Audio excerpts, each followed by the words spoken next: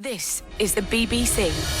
Dear brothers and sisters, all are welcome here at the Confessions podcast, whether saint or sinner. Hello and welcome. This is another Confessions podcast from your friends at BBC Radio 2. Matt's just sitting around here. Yes, I am. Bobby is just sitting around here. Just lazing around. It's all part of the Confessions podcast. And this, of course, is where assorted, sinful members of the public come to tell their tales of... well, you know the kind of stuff, deceit, debauchery, deception, that kind of thing. All good family entertainment. And needing forgiveness from Sister Bobby and Brother Matt and you, the people. Bobby usually doesn't forgive, Matt usually does and blames entirely the wrong person. Correct. This week's collection of tales featured Mandy's confession, the sun ain't going to shine anymore, that's the Eclipse one. Oh, yeah. Sidney's tale, no smoke without ire, the customs and excise one, and a classic confession from 2014 as requested by Nick Hoyle on Twitter, because we're taking requests. Oh, yeah. Yeah, Nick said, please could we have the Sanjean confession, the one about the care home? It's one of the most moving but uplifting pieces of radio I've ever heard. And it was very, very unusual. Well, it also so unusual because, of course, it's Silence Matt, and that's quite a big thing. Yes. Yeah, it actually does. That's worth it. Yeah, anyway, more on that in a bit. First, we start with. But there's one fewer confession this week because it was a bank holiday. So on Monday we were just rocking out. That's what we were doing. So that's why you get one fewer confession this week. First up, Neil's confession. This is Glazed and Confused. Simon Mayo's Confessions podcast. Please be seated. Dear Simon and the practitioners of purgatory. Have we had that before? No, we haven't. That's very nice good. one. Yeah. Back in the summer of 1979, I was a gangly 13-year-old at that awkward age of not being sure about anything. To my confusion, the charts were dominated by punk with its associated aggression, alongside the camp frenzy of disco music. I didn't admit it, but I love both, and without the funds to purchase singles from Woolworths, 69p after all, I took to recording the top 40 every Sunday evening. That is killing music. Except it didn't.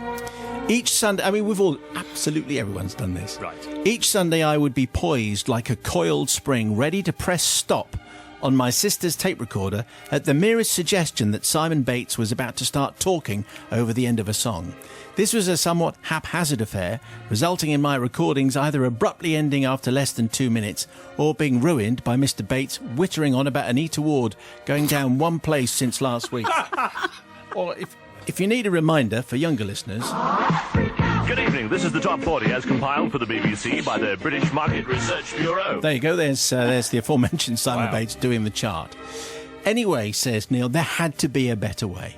I mentioned the problem to my grandfather, who proceeded to show me the wonders of editing recording tape, armed with nothing more than a razor blade and some sellotape. Once perfected, I tried with mixed success to do the same using cassette tape. The problem, of course, was that cassette tape was very thin and the tape head was hidden under a cover, both of which made editing them much more difficult. Still, after a while, I got quite good, and my top 40 compilation tapes were in high demand at school, I'll have you know. And talking about school, this brings me to the unfortunate teacher who is the subject of my confession, Colonel Blunt. Now, there are a couple of things you need to know about the Colonel. Firstly, he was as deaf as a post in one ear, which meant he struggled to locate a sound accurately. And secondly, he had absolutely no classroom management skills at all during his English lessons. Luckily, the highlight of English this particular summer came in the form of a regular auditory interruption towards the end of the lesson. Each English lesson at about 2:30, a Mr. Whippy ice cream van chose to pull into Sunnyside Road, the street next to our school. For weeks, almost every day, the sound of green sleeves would drift into the classroom, interrupting the Colonel's lesson. He's just getting into some Macbeth, and there we go. Yeah, okay, so that's going on. So this was the cue for him to throw his book down and start screaming at the nearest open window. His face went from red to purple, and looking back, it's astonishing he didn't actually have a heart attack. Such was the stress the ice cream van induced. In fact, it seemed to me that his reaction was becoming more extreme each day, and this got me thinking. So that evening, whilst at home playing my top 40 compilation, I heard a Mr. Whippy van turn into our street. So armed with 10p for a mini milk, I raced out of the house and flagged him down. As a paying paying customer, I then felt within my rights to ask for Mr. Whippy's help. "Hello there," I squeaked. "Oh, hello there. I'm in a school play. We need the sound effect of an ice cream van. Can you play Greensleeves for me and I can record it on my sister's cassette recorder?" Wow. Well, Mr. Happy was most willing to oblige. Mr. Whippy was most happy to oblige. Yeah. There you go. And when I got home, I went to work and started splicing an old C60. I've done this. Splicing an old C60 cassette tape with brief excerpts of Greensleeves at random intervals. A few hours of hard editing later, I now had 3 full minutes of Greensleeves at varying sound levels, but 3 minutes nonetheless. Thursday afternoon arrived, and just as Colonel Blunt was seen entering the building, I snuck into his classroom and placed the cassette recorder under the inkwell of one of the ancient desks near the window. Inkwell, how about that, eh? Now the Colonel seemed a little surprised by how quietly we lined up for class that day, and his lesson got off to a flying start for a change. About 5 minutes in, however, the lesson was interrupted by the arrival, get this right, of Mr. Whippy. My recording of Mr. Whippy. The combined effect of having the volume on full, the recording being very loud in the first place, and the amplifying effect of the cassette recorder being inside a large empty Victorian desk meant that it sounded like the ice cream van was actually in the room. The Colonel went crimson. The best start to a lesson he'd had in years, and it was being ruined by someone selling ice cream. He rushed to the window to see if he could identify the offending vehicle. Failing to see anything, he darted to one of the other windows just as the music stopped. The class exchanged nervous giggles, and I felt the heat of many eyes on me. I asked, "Would you like me to read, sir?" His colour slowly returned to normal, and somewhat disarmed, he said yes, and I stuttered my way through a passage from Macbeth. It seemed like a lifetime until I got a break, when Mr. Whippy suddenly started up again. The Colonel nearly exploded and launched himself across the room as the 5-second burst of Greensleeves ended as abruptly as it started. "What does he think he's doing?" screamed the Colonel. "Where is he? I'm going to report him to the police." The poor Colonel was now flagging. He'd not leapt about so much for 50 years, and over the next 30 minutes or so he had to keep sitting down in the all too brief interludes between aggressive ice cream marketing. At one point it seemed like the game was up when Simon Bates briefly joined us to proclaim that Blondie were up to number 7. I guess my splicing skills weren't so great after all. But then, with just 2 minutes of the lesson remaining, things suddenly took an interesting turn as the real ice cream van turned up on the street outside. Loud and proud, Greensleeves rang out again for all to hear. The Colonel wearily got up to see if he could see the van. "I can see him!" he screams, and for the first time that day he saw a flash of the pink and white van as it drove past the trees. He bolted for the classroom door, and a few seconds later we heard the outside door slam after him. At this point the bell went, signalling the end of the lesson. With no one to dismiss us, and keen to watch the unfolding events, I joined the rest of the class outside, just in time to see the Colonel, beyond the school gates, dragging the hapless ice cream man out of his van. What? By his throat. What? No! So, dear Father Simon, I need forgiveness, please. Not from the Colonel. He should have been sacked years before for being utterly incompetent. Neither do I ask forgiveness from the ice cream man. After all, who in their right mind drives an ice cream van outside a school at 2:30 on a weekday? I do, however, seek the forgiveness of the residents of Sunnyside Road, who in the summer of 1979 were no longer able to purchase a cornet or a bright pink funny feet. We never... Another topical reference. We never saw the ice cream van again that summer. You should also apologise to Simon Bates, really, for editing him inappropriately. Anyway, what do you make of that, Sister Bobby, please? Well, I'm torn on this because it's very enterprising editing your TDKs. Obviously, other cassettes are available because I never did that. I never even thought of that. So that I love, that kind of passing down of skills from granddad. Editing cassettes was a skill. That is fantastic. However, teasing teachers, I have mixed feelings because he wasn't a teacher that could take it. There's the problem. Well, he wasn't a teacher who could teach, more to the point. Yeah, it's difficult, isn't it, with so much disruption. And I felt really sorry for him because what you did is wound him up so much and he was so frustrated. All he's trying to do is teach him Macbeth. And there you go. I think you just took it a step too far. Subtle, gentle, and it would have been enough. I think you're not forgiven, Neil. Okay, so that's one down. What do you say, Brother I Matthew? think that was a classic confession, I think. The production involved in that, clearly Thank you. well over the mark. Well done. I'm gonna stand up for Colonel Blunt here. Because, I mean, obviously, teaching was probably not his calling, let's be honest. That's true. Probably not his thing. What on earth is an ice cream van doing trying to sell ice cream when the kids are all still in school? Why is the ice cream man not worked out? No one's buying your ice creams because they're all still in school. It's entirely Ice Cream Man's fault, although probably didn't deserve how it turned out with Colonel Blunt dragging him out through his window. Yeah. So I'm going to say forgiven, because, you know, it was the Ice Cream Man. It was playing his green sleeves. The kids aren't even out. So that's why. Forgiven. The Confessions Podcast.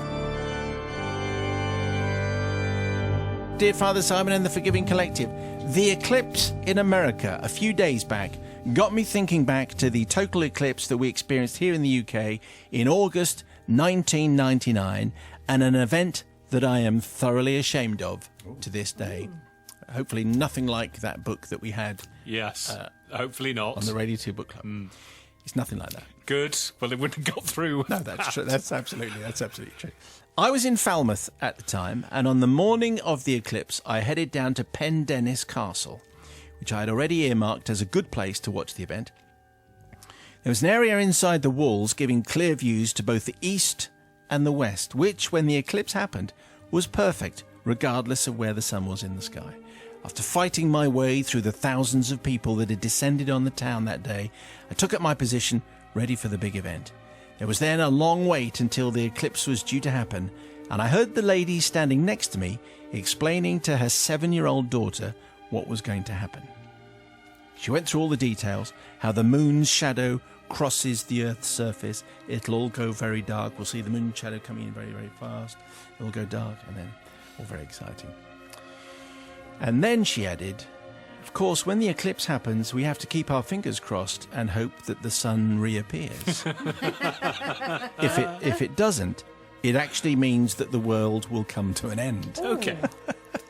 Thanks, Gran. Her daughter giggled nervously and said, "That's not true." It's a very moving rendition. It is. Her mum tried to convince her that it really was true.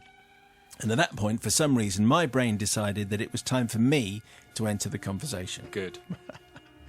"Your mum's right," I said to the little girl.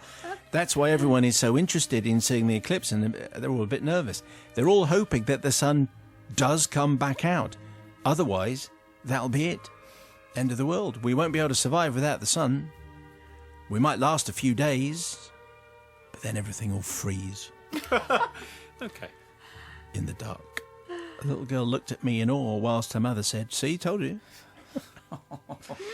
Time passed, and eventually the moment of the big event arrived. It really was spectacular and rather scary as the sky darkened rapidly. There was a light cloud covering, which meant we didn't have a clear, direct view of the sun, but the big screen on the nearby beach showed pictures from a plane above the cloud level, something I remember very clearly, and it was still amazing. Now, though, we were waiting for the sun to reappear. And still, with the previous conversation in mind, I said out loud, "Fingers crossed." So the girl crossed all her fingers. Her mum crossed all her fingers. "This is taking too long," I said. "Too long. Oh, well, I better call my mum." Oh, my goodness. So long, world. I was, to be honest, I was frankly overdoing it a little bit at this point. And as the eclipse ended and the sky lightened again, I became aware of the little girl next to me crying her heart out and her mum trying to comfort her. "Too late now, Mum. You set this up." Yeah. It appears, obviously, that she genuinely believed the sun was not going to come back out. The world was indeed going to end, and we were all going to peg it. She had thought that her mum was probably joking until I, Mandy, joined in the conversation, and the words of a complete stranger convinced her that her mum had actually been telling the truth. And I still, to this day, feel unbelievably guilty about traumatising a child in this way. But in my defence, I was only backing up what her mother had said to her, so I was supporting the maternal authority within the social structure of the family. I don't beg forgiveness from the mother, but I do hope that the child, who will now be a grown woman, probably with children of her own, can forgive me for scaring her so badly. So I'd ask you to forgive me for joining in a conversation I should have steered well clear of. Karma played its part on the day by producing a cloud cover that meant we didn't get a clear, direct view. No doubt, if I kept quiet, the sky would have been clear. I don't know what you're talking about, Mandy. You're just garbling now. I don't think that would have made any difference. Karma's got nothing to do with it. It was just a cloudy day. Yeah. That's the way that goes. You see, maybe it started off. Bobby has got such a serious face on, by the way. It started off. It was quite a whimsical moment, I think, and then it went too far. I'm guessing is what Bobby was going to say. Go ahead. Well, no, I was thinking it over through my face. Obviously, that's what you could see, the process going forward. I love this, and I always get involved in those conversations. You overhear something and then you add a bit. And sometimes you get a parent that looks at you as if to say, what's this got to do with you? And you think, oh. So what I love about this is it's kind of everyone's involved and everyone's on board. And it's kind of sense of fun. Also, if you don't do this to children, they never learn really about humour and sense of humour, do they? So it's all kind of part of their training, Right, I Bobby, think. this is not like you. Well, no, the thing is it's because we do this all the time to nieces, godchildren and everything. We do all sorts of things. My godchildren know never to trust anything I say, which is a problem because sometimes they tell the truth, which is all sorts of issues because then they don't believe me. So what I'm saying is it's kind of part of growing up. Yeah. And it's unfortunate that she was very sensitive and then got really, really scared. But you say, Well, if her you're told mum- that the world is going to end at the age of 7, and this amazing, unbelievable, extraordinary experience is happening in front of you, The thing it's quite is, easy to think the world's going to end. The world may end at any point. We just don't know, do we? So Really? you know what? We Wow. just don't know, do we? We don't know, do we? We assume tomorrow's coming. Part of our upbringing. Anyway, so basically, This is getting very weird now. Have you seen some breaking news that we haven't seen? you're forgiven. Okay. Sounds like great fun. All right, yeah. Invite Auntie Bobby round sometime. She'll cheer us all up. Novice Nigel. Well, I hope we get time to serve up the ribs and your yeah. special ingredient. Absolutely, Mandy indulging in some classic Amdram there, and really. But the mum did have the opportunity to say, "No, I was joking. The woman's mad or something, or she's, but she obviously chose not to. Unfortunately, the daughter's got through it. She didn't have a heart attack or anything like that, which is always good. I think Mandy on this occasion." We missed you so much. Andy, you went too far, but I'm bringing you Imagine back. that. I'm forgiven. You're forgiven, Okay. forgiven. I like the bit where he says, "This is taking too long." Yeah.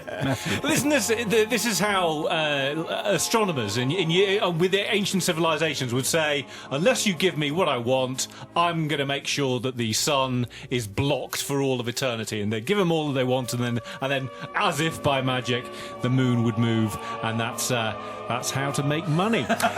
So I am going to say forgiven, because the kid was fine in the end, weren't they? How do you know that? How do you know that? Well, I'm sure I'm sure she laughs about it now.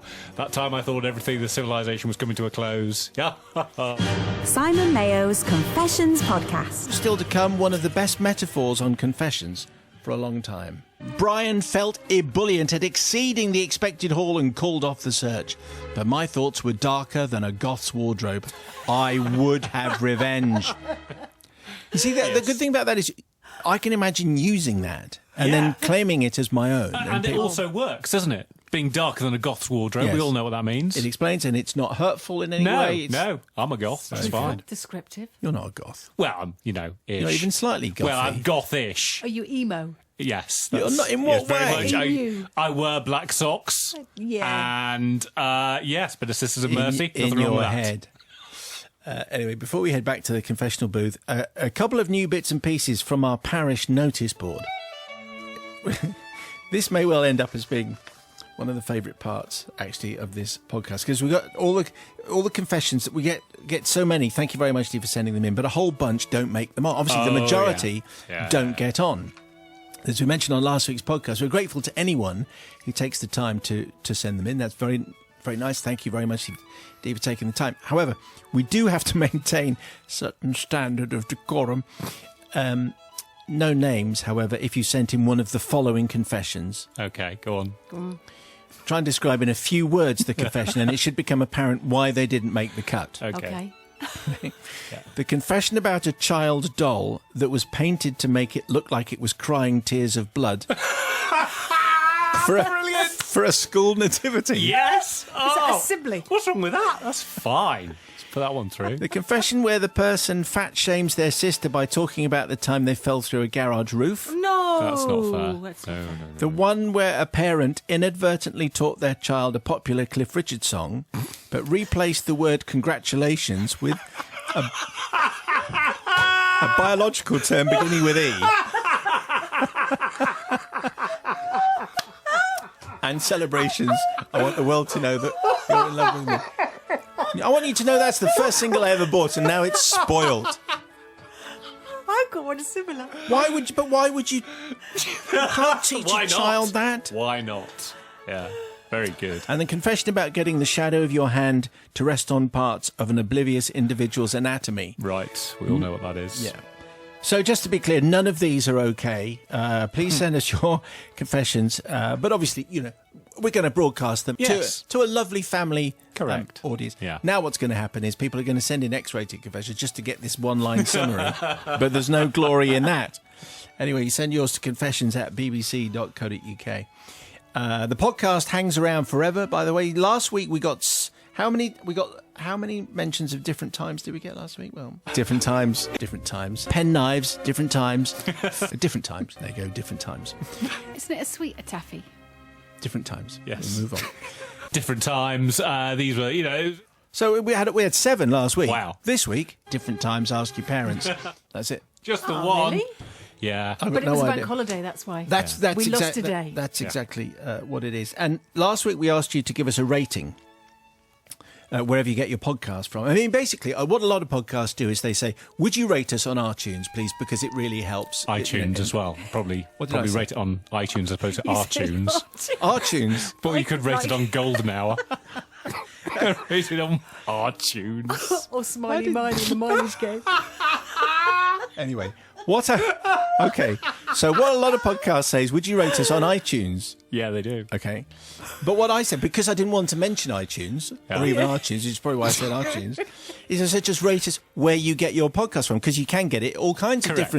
different places. But not our tunes. And then we got this email saying, Simon and the Fabette ones, you wanted a star rating? Well, you've got it. Big time 5-star in my book, even 6 stars. I love your new podcast. I'm enjoying listening to it on a Saturday evening with a glass or two, having hysterical laughter. The thing is, Joan, thanks very much. Yes. You don't rate it to me. There's no point. You have to tell them. I mean, that's really nice of you. Yes. Thank you very much. If people want to That's email the the show point. and say, I really liked it, that's nice to know. But what I meant was, rate it at the iTunes place. The iTunes, yeah. Whether you get the iTunes store and everything, or wherever it is you get your podcast, just tell us what you think. Anyway. On with the confessions. Here it is. Sidney's tale. This is called No Smoke Without Ire. Sidney says, Father Simon, I've held a number of careers in my time, but the one which continues to trouble me was that of an officer of HM Customs and Excise. This role gave me carte blanche to act as a god amongst men, to humble the mighty and belittle the many, and it is now time for me to make recompense to a small bunch of hard-working, honest and innocent people. I worked in a team specialising in searching cargo ships looking for hidden contraband, with our main interest being cigarettes. We prided ourselves in knowing just where to look, who to suspect, who the weak link in the crew was, and how to apply enough pressure to make him or her rat on his crewmates. Wow, I like This is a movie. Yeah. Our team leader, Captain Relentless, we called him, was a ruthless man who took no more delight than when claiming the glory for our haul of cigarettes and booze, usually after several hours of uncompensated overtime. Meanwhile, his second-in-command strove desperately to match the captain's unfettered drive, but in so doing fell woefully short in the popularity stakes. I should call this man Brian, and it's his attempt for glory which led to the events for which I have to confess. They took place at a commercial port somewhere in Wales, and our captain had dispatched us earlier in the day to a neighbouring city and port. As we loaded our search gear that morning into the hire car, he berated us with figures. There are 5 million cigarettes sold illegally each day, he said. There are scores of pubs going out of business each day due to cheap contraband. There are 8 ships in harbour. You have to search them. And it's contraband, not contraband. So don't be annoying, Simon. That's all right. To top this off, he continued, you will not return with fewer than 20,000 cigarettes. You will not return with fewer than 100 litres of vodka. Only then will I... This is Brian speaking. Only then will I be satisfied that we are making headway in stamping out this heinous trade. Now cry havoc and let slip the dogs of customs. Very good. That doesn't quite... Yeah, no, it works. Yeah. With this battle cry, 5 of us crowded into our hired car and headed off to fight the good fight. We finally arrived 2.5 hours later and commenced searching our target vessels. And the method of target selection was quite extraordinary. Absolutely everything in port. That's what we searched. Some proved fruitless, whilst others offered up rich veins of tobacco and vodka, all of which were catalogued, concealed in bin bags and placed in the boot of our hire car. By late afternoon, we had seized what could be construed as standard consumption for a stag weekend in Benidorm and had reached Captain Relentless's target of 20,000 fags and 100 litres of vodka. Feeling buoyed by this and with the prospect of a good night out in the city ahead, we sped back along the motorway, arriving at the dock gates within 45 minutes. It was 2.5 hours there and 45 minutes. It was then that it all started to go wrong. Brian made no bones about wanting to beat Captain Relentless, and this was when he made his move. During our absence, a rather large vessel had tied up within the harbour, and Brian's demeanour and tone changed. Let's do him. We need more cigs. But Brian, I whined. Oh, this is good. It's 5 o'clock on a Friday. My plea fell on deaf ears as I drove towards the coal berth where this Bulgarian bulker was discharging. I noticed the trucks covered in coal dust, the road became black with dust, the sky became blacker still, and my thoughts of revenge blackened too. We dismounted our revenue steed and climbed onto the Bulgarian ship to commence an entirely needless search, which would only stoke the fires of Brian's vainglorious attempt to outdo Captain Relentless. The minutes ticked by and 6 o'clock passed with only a paltry 200 Park Drive fags to show for our efforts. Park Drive, 8 different times, ask your parents. Brian felt ebullient at exceeding the expected haul and called off the search. But my thoughts were darker than a goth's wardrobe. I would have revenge. As we departed, we gave our Bulgarian hosts a cheery wave and saddled up for the few hundred yards around the docks. It was then I made a suggestion. Brian, why don't you sit in the middle, in the back there? You'll be able to do your seizure paperwork on your knee, and it will be ready for Captain Relentless when we get back. Great idea, he says. That'll make me look all efficient-like. All strapped in our places, I left the coal berth and followed the lorries away from the dockside. Each of the lorries ahead of us slowed as they entered into a giant automatic wheel wash, where jets of high-pressure water were aimed to blast away the dust and grime. An escape lane led around the wash for those vehicles that didn't require it, but as I looked in the rearview mirror and noted that Brian had his head down, scribbling away, I committed our car and our souls to the wheel wash, commenting, "Bit warm, boys. Any chance of opening the windows a little?" Hey! This was the command for the two brave souls on the outboard rear seats to lower the windows and assume the brace position, with their heads tucked firmly between their ankles. Brian was completely lost in his notes when suddenly the car was hit simultaneously from both sides with what can only be described as a biblical force of water. The front side windows held, but the rear windows were, of course, not there. A blast of megaton proportions entered the vehicle and struck Brian port and starboard, his head only serving to act as a central bollard as the water entering on the left exited from the right, and that from the right exited on the left. Our car hire crept slowly through the wash. Brian sat stunned, his paperwork turned to papier-mâché, his colleagues helpless with laughter. The car's external condition was glistening, and internally, well, that's what I'd like to seek contrition for. However, I do not wish to seek forgiveness from my colleagues as they hooted as much as I did. I also don't wish to seek forgiveness from Captain Relentless for soaking his second in command. Neither do I wish to seek forgiveness from Brian, because, after all, someone's got to be the butt of this joke. No. I need forgiveness from the poor, innocent, hard-working hire car cleaners, see, he's ahead of you, Bobby, who were faced with an interior that looked as if Captain Nemo had been at the helm and descended 20,000 leagues beneath the sea. I suppose the excuse "I left the window open in the rain" doesn't actually wash in this case.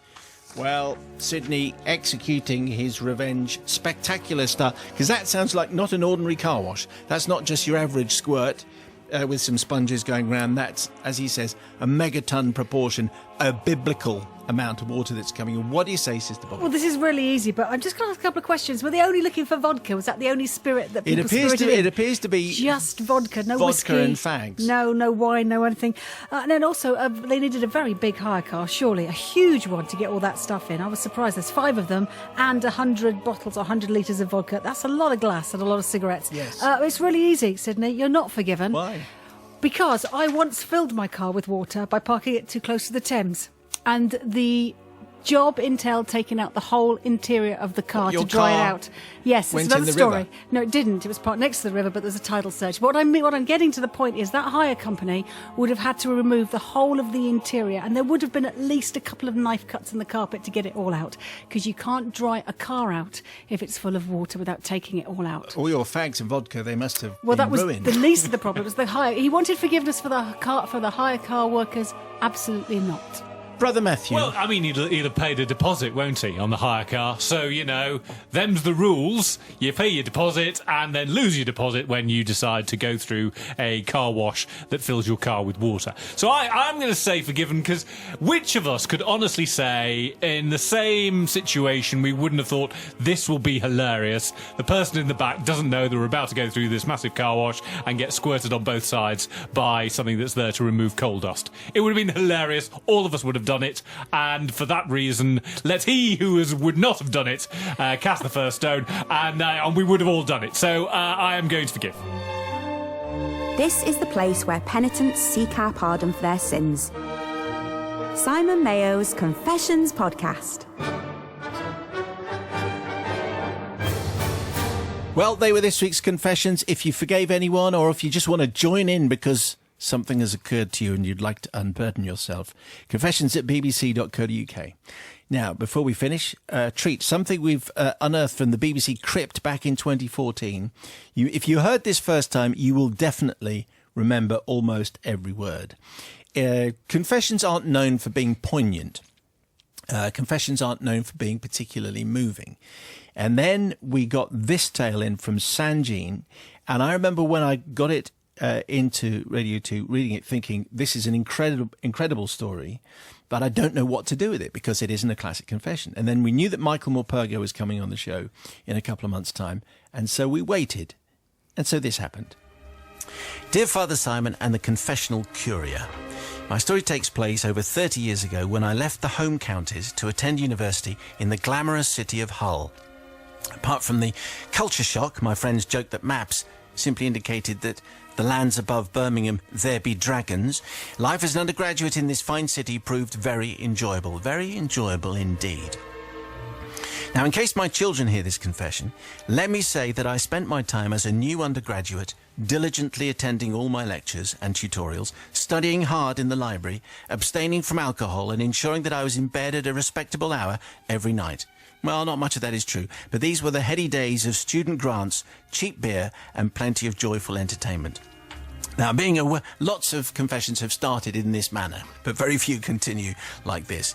Now, being a well-brought-up young man, I noticed that across the road from my halls of residence, there was a hospice looking after the elderly.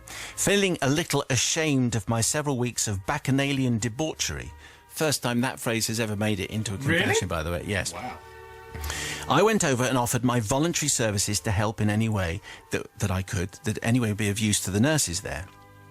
Appreciative of the offer, I subsequently found myself every Tuesday evening pushing a tea trolley around the common room and serving tea to the folks there. They were a lovely bunch, but generally at a fairly advanced stage of dementia, which meant we had some unusual conversations. Being of Indian origin, occasionally I would elicit memories of their time spent in the subcontinent during colonial bygone days. Other times I would be mistaken for their doctor, and occasionally I would understand what made so-called comedy shows of that era, such as Mind Your Language, so popular. Overall, though, I began to enjoy these weekly visits, tempered by the realisation that the folks there were not there for long. Now, after a few weeks, on one cold Tuesday, December evening, I noticed a new guest. She was an elderly lady, body hunched from arthritis, who caught my eye as I entered the common room. What held my eye was her expression, which went from uninterested to puzzled, to recognition, to tearful joy. Getting up from her chair, her back straightened, and she approached me and took my hands. "It's you," she whispered. "You came back. You promised you'd come back." Now, being just 18, I was momentarily nonplussed and simply nodded. She then smiled and said, "Shall we dance?" Again, not knowing quite what to do, I nodded again. She then began to hum Johann Strauss's The Blue Danube, and we proceeded to waltz around the room. Her back was perfectly straight, and she was looking at me with tears in her eyes, and she kept on repeating, "I knew you'd come back." Then, with a look of mock disapproval, she added, "But you have forgotten how to waltz properly." And finally, I led her back to her chair and said I had to go. "But you will come back, won't you?" she asked, and I promised that I would. Over the following weeks, every Tuesday evening, the same pattern repeated itself. Her look of puzzlement, replaced by joy, our waltz around the room, and finally a promise that I would return. The two things which did alter were firstly that I learnt her name was Jill, and secondly, courtesy of the Hull University Ballroom Dancing Society, I was very patiently taught how to dance the waltz, so at least I would be eventually spared that criticism. Christmas came and I headed back home for several weeks of much-deserved rest and a lot of reading catch-up to complete. On returning in the new year that Tuesday, I went across the dark, rainy street to resume my weekly tea-serving duties. As I entered, one of the nurses called me over. "I'm so sorry," she said, "but Jill passed away over Christmas, but her daughter has asked me to give you this letter." Later that evening, I sat down to see what the letter said. And this is it. "Dear Sanjean, the nurses have told me how you dance with my mother every week, and if I may, I would like to offer you an explanation as to these curious events. During the First World War, my mother was a nurse in London, far from home. Feeling lonely, she began to attend a weekly tea dance, where she met a charming Indian soldier. He, too, was lonely and far from home. Before long, a friendship blossomed. Every week they would meet, drink tea, dance the waltz, and talk and talk and talk. Before long, they began to fall in love, but before this love could take any substantive form, the soldier was posted overseas to a front line somewhere. Their last meeting in the tea room was incredibly sad, but he promised that he absolutely would return. Now, the truth is, of course, he never did return from the war, and broken-hearted, my mother eventually met someone else, settled down, had a family, and a long and happy life. Anyway, I just wanted to thank you for being so kind and giving Jill such joy in her final weeks. I wish you well." And that's the end of the letter that Sanjean got. So Sanjean finishes his email to me like this. "So, Father Mayo, I'm not really sure what I seek absolution for. Is it the sadness of a broken heart? I don't know. Now, maybe, if I may, on this occasion, I would like to break with tradition, and rather than seek forgiveness, I would like to ask for your collective blessing. Not for me personally, but indeed all acts of random kindness. For, as Iris Murdoch wrote in The Bell, our actions are like ships which we may watch set out to sea and not know when or with what cargo they will return to port, in memory of Jill and her waltzing partner." And that's from Sanjean. And I think you'll agree that's a pretty extraordinary story. And Sanjean wanted it read as a confession. We've spoken to Sanjean. We're going to have him on the show tomorrow because it sounded like a whole movie there in just one brief-ish confession. So I guess you can just say whatever you like at this point. Michael Morpurga, we asked you to come in because your book is full of stories like this. What do you think of that? Well, my first reaction is I don't know why I bother to write fiction, because that was just such an extraordinary story, you couldn't have invented it.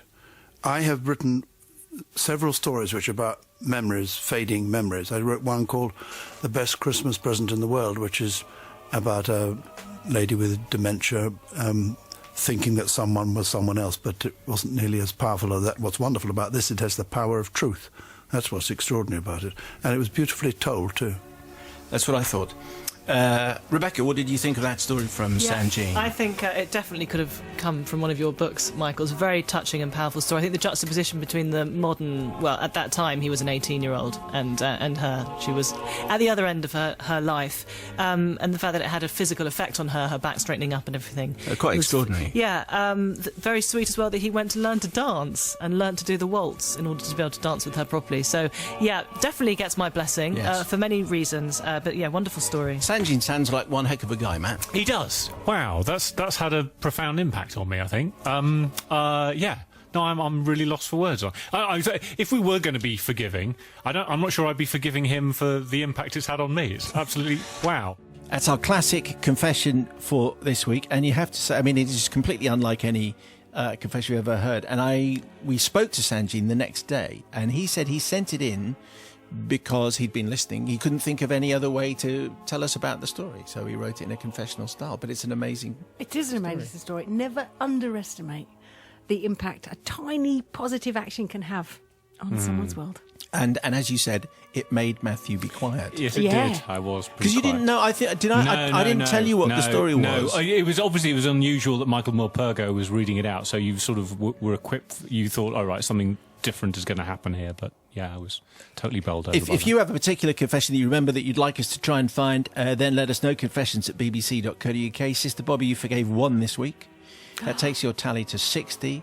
And 65 not forgives. Matt, you forgave 3. Yes, this week because everyone's forgiven in a way, aren't you? If you made it to the end of the last podcast, I asked you to tweet, "I have a woman's head in my bag." Yes. Thanks to Rick and Leanne and Barbie, Louie, Steve, Scott, Tracy, loads of other people who did just that and doubtless felt rather peculiar when they did it. So this week's top code phrase is... Let's do it. Let's do darker than a goth's wardrobe, because that's like the saying of the week. Yes. So your code phrase is darker than a goth's wardrobe. And don't forget, you can hear our whole radio show, because Matt has lots of it and Bobby has lots of it as well. And we do it every weekday from 5 on BBC Radio 2. Matt says goodbye. Goodbye. Bobby says goodbye. Cheerio. Oh, yeah, I say goodbye. You say goodbye. Yeah, bye. The Confessions Podcast. Go in peace.